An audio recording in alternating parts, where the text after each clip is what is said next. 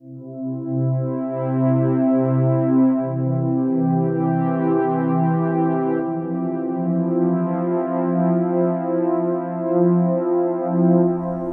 sou jornalista formado pela Casper Libero. Trabalhei 30 anos em TV com texto, assim, mais na parte de programação que na parte de jornalismo, mas sempre vou com texto, sempre com redação, com vídeos institucionais. Também produzi o programa Nosso Século no SBT, que foi muito interessante, eram pílulas de 1 minuto sobre os grandes acontecimentos do século XX. Fiz uma reportagem que muda a maneira como se conhece a Operação Condor, que ganhou o prêmio Vladimir Herzog pela revista Brasileiros. Escrevi o livro Silvio Luiz Olhando no Lance, também fatos históricos que aconteceram com ele em relação à televisão brasileira. Primeira transmissão ao vivo, o primeiro repórter de campo da TV.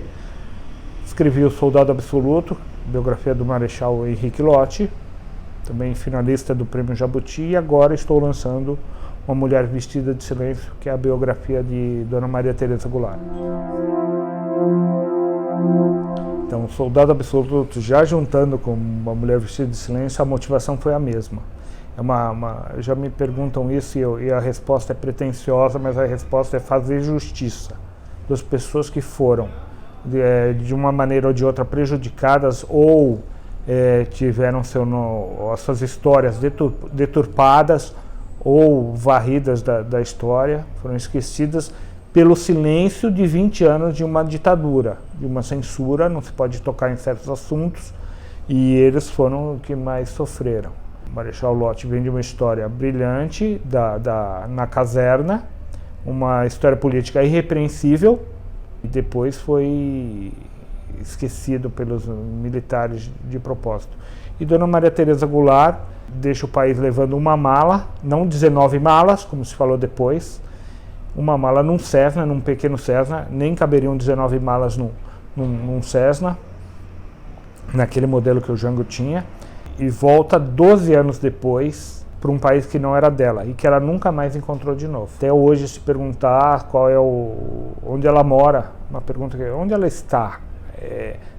Onde ela está é melhor do que onde ela mora, porque até hoje ela não se... E mesmo tendo vários imóveis, quando voltou, preferia morar em hotéis. É psicologicamente muito importante essa informação. Uma pessoa que estava procurando, saiu do país em 64, volta em 76 para enterrar o marido, e é uma pessoa psicologicamente está procurando o seu lugar e não encontra. Ali tem a mulher de um presidente que ficou 12 anos no exílio, sofrendo ameaças de morte, tendo que mudar de país, tendo que cuidar dos filhos, tendo que tentar motivar o marido. Tem mais do que aquela senhora elegante, muito bonita, que despertava vários comentários, que ao lado de Denner, mexendo com a moda brasileira como nunca antes se mexeu, mas isso é outra história. Está tratado no livro também, mas isso é outra história. O enfoque é essa história da mulher, do que houve por trás de todo esse processo de um exílio, de uma saída violenta do Brasil, todo esse aspecto. Essa é aquela motivação da justiça, como eu já comentei. Mas as fotos coloridas do comício, você vê um monte de gente, naquele palanque, um monte de homem, todos de preto. E tem alguém, uma mulher, de azul turquesa. Nesse flash, nesse frame, tem alguma coisa errada aí. Todos os olhares iam para essa pessoa. É essa pessoa que precisa... Peraí, essa pessoa é a diferente aí. É essa história que precisa ser contada. Era normal para ela, mas era assustador também. Porque a irmã do pai dela era casada com Espartaco Vargas, irmão de Getúlio Vargas. Então, ter o poder sendo discutido na sala ao lado não era novidade. Mas, ao mesmo tempo, ela jamais, e isso no livro está muito claro, ela jamais imaginou que o interesse do Jango pudesse se tornar real, que aquele casamento pudesse acontecer. Esse tempo, o namoro é muito bem, várias passagens, é muito bem explorado no livro, esse tempo de namoro, onde o Jango realmente se apaixona por ela perdidamente, e ela, ao mesmo tempo, ela ao mesmo tempo que se encantava com o Jango, ela dizia a si mesma: não se deixe levar, porque ele nunca vai querer casar com você, porque você existem várias mulheres correndo atrás do Jango e não vai ser você. Aí de repente é ela, e aí ela entra em pânico de novo, fala assim: agora eu vou ter que casar, e agora aí realmente é interessante, porque ao mesmo tempo é uma pessoa que estava acostumada a: ô, doutor Getúlio, como vai e tal, e cresceu, passou a adolescência toda conhecendo ministros, deputados, senadores, mas na hora que vai casar com o Jango, aí a ficha cai e ela dá um desespero total nela. Estrutura vital do livro. Ela, com 4 anos, ela sai da fazenda dos pais, vai morar em São Borja, com uma tia, também irmã do pai. Com 10 anos, ela vai para Porto Alegre morar com a tia América e com o Espartaco Vargas. Então, e aí aos 17 ela se casa. Então, até os 20 anos, ela teve 5 casas diferentes e 4 famílias diferentes. O pai chegou para ela e falou assim: olha, de agora em diante, com 8 anos, de agora em diante é com você. Você é responsável pelos seus atos, você vai para Porto Alegre, vai com a sua tia, você tem que obedecer ela e tal. Num rigor, e não há dúvida que fizeram isso por amor, mas ao mesmo tempo de uma maneira seca e direta. Isso eu não tenho dúvida. Quando ela conheceu o Jango a primeira vez, depois ela escreveu no diário dela que ele pareceu um menino mimado. Então, depois do golpe, o que a gente tem? A gente tem a Maria Teresa pensando assim: mais uma mudança, uma mais, uma menos, minha vida é daqui para diante. E o Jango olhando para trás. Isso aí vai ter um efeito no casal, na família, muito ruim. A Maria Teresa querendo motivar o Jango e vendo que ele se afundava na melancolia da saudade do Brasil. E a crueldade, o que fizeram com o Jango, o único presidente a morrer no exílio, isso é uma coisa brutal. Isso vai se refletir também no dia a dia da família. O Jango vai se afastando de tudo e de todos. E a Maria Teresa tentando trazê-lo, puxar de novo: Jango, esquece o Brasil, vamos viver aqui no Uruguai, nossa vida agora é no Uruguai. E também está descrito no livro, uma das brigas, das separações do casal, é porque ela queria ter um filho. Quando os filhos cresceram, viraram adolescentes, ela era ainda jovem, ela queria ter mais um filho. E o Jango falou assim: imagina que coisa, que ridículo eu ter um filho no Uruguai, presidente do Brasil. Quase 10 anos depois, o Jango ainda se preocupava com o ritual, a formalidade do cargo de presidente. E ela querendo simplesmente uma família. Ela repetiu isso várias vezes: o Brasil não nos quis, Jango, a nossa vida é no Uruguai, e por ela seria no Uruguai até hoje. O Uruguai, no começo, quando se exilaram lá, o Uruguai até o golpe, até 1970, 71, foi um país muito bom para eles. Foi muito bom. E o Jango, se não fosse Maria Teresa falar: Jango, vamos comprar um apartamento, vamos comprar uma casa, eles ficaram 3 meses morando num hotel, porque o Jango falando assim: não, eu vou voltar, isso não vai durar muito. Também não é culpa só do Jango, porque país para ter golpe militar, quartelada, e para a população gritar, esperar um Messias ou um Dom Sebastião aí para vir resolver os problemas, né? Era comum uma quartelada militar e devolver o poder aos civis e tocar em frente. Na verdade, não aconteceu. Dessa vez não aconteceu mesmo. A percepção dela talvez nem seja política, mas é mais de... Esse homem aqui não dormia 3, 4 horas por dia, estava tentando mudar esse país, estava tentando fazer reformas, e aí o país não o quis. Não tem essa aqui, é injustiça, então vamos agora, Jango, esqueça desse país. Não era uma política mesmo, era uma visão de uma esposa que viu a injustiça que fizeram com o marido e que não se conformava com isso aí eram brigas que surgiam no casal, ela não se conformava do Jango se reunir com políticos e que o Jango vai se reunir e vai formar uma rede política durante muito tempo. Toda vez ele vai, e a vida dele, e à beira da morte também, ali está provado no livro, ele ia mudar para Paris, e aí não dá para saber, mas ele ficaria lá um mês, uma semana, 1 ano, 2 anos, 3 anos em Paris, e de Paris ele voltaria para o Brasil. Isso aí não há a menor dúvida. E o Jango passou o exílio inteiro pensando politicamente como se ainda pudesse mudar o destino do Brasil. E pensa nisso numa família.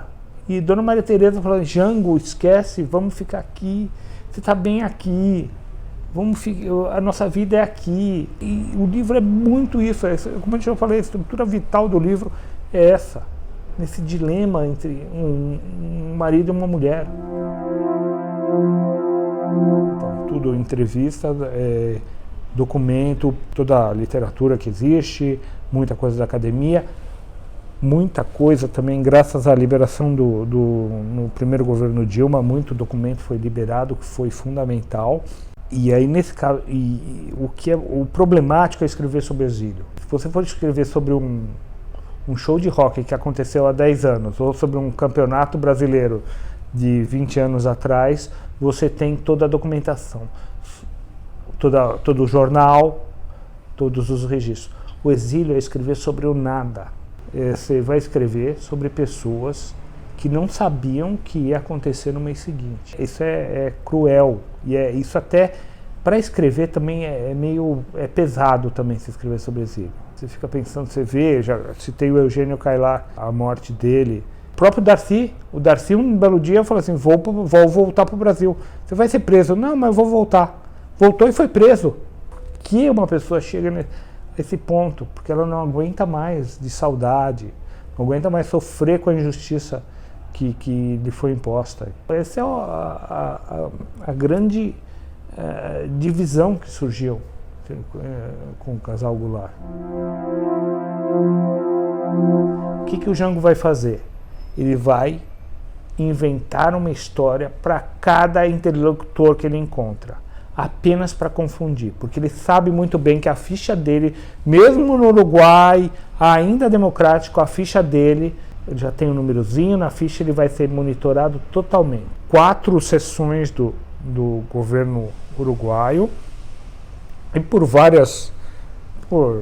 CIEX, SNI, pelo Brasil, então nem se fala. E o Jango vai se aproveitar disso e fazer, principalmente quando ele decide ir para o Paraguai e vai vender, como nunca vendeu o gado que ele tinha para se garantir na França.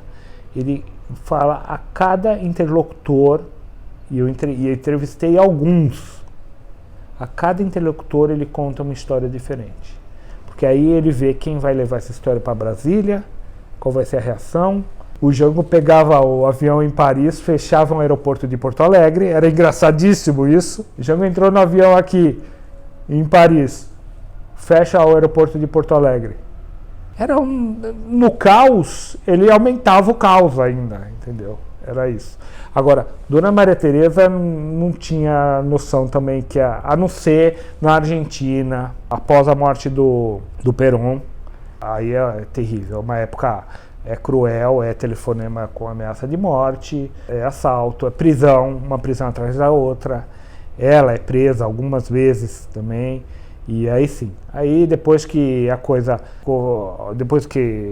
golpes e ditaduras tomaram conta do Uruguai e da Argentina, aí sim, aí é mais do que ter noção, aí é ter pânico e medo mesmo. Teve um documento que eu esperava a marcar uma entrevista para mostrar os documentos. Teve um que eu não me segurei. 1978, 2 anos da morte, depois da morte do Jango. Acabam de embarcar para Buenos Aires Denise Goulart e Dona Maria Teresa Goulart no voo tal. 78. O que a Denise com 20 anos de idade, que Dona Maria Teresa podiam significar mas continuavam vigiados. Todas as missas, eu acho que os espiões passaram a entender tudo da liturgia católica.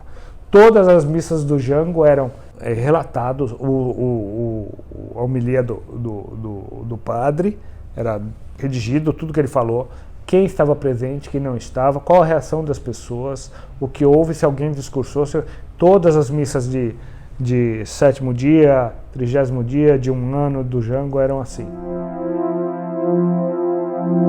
Eu acho que foi na linha de uma pessoa que volta, não se encontra, não acha o caminho a seguir de novo. Eu já havia comentado isso, ela não vai ter um endereço. Até hoje ela não tem um endereço.